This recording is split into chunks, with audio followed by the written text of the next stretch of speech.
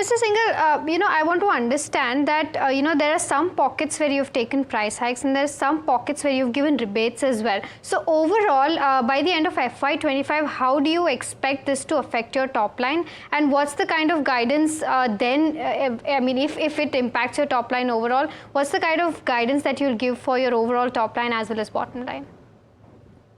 So if you look at, we've taken almost about a 1.4% to 1.5% increase in Q2, and the entire realization of that increase would come in Q3 as we kind of see it going forward.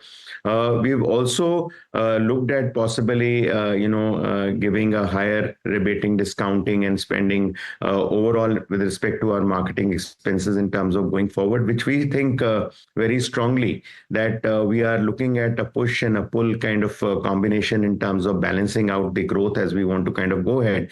And that is something which possibly could kind of really give the top line a surge in terms of going forward, given the initiatives in terms of what we are rolling out.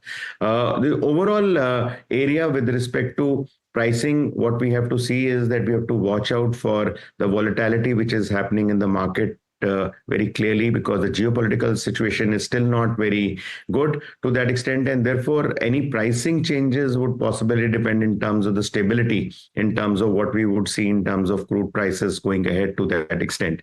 However, given all this, we are looking at possibly single-digit volume growth for the entire year in terms of what is there, and for the second half as well. At H1, we are sitting at almost about 3.5% volume growth, and therefore we would like to kind of really deliver, a single-digit volume growth, which comes in the decorative business, and possibly a higher growth in the industrial segments as we see.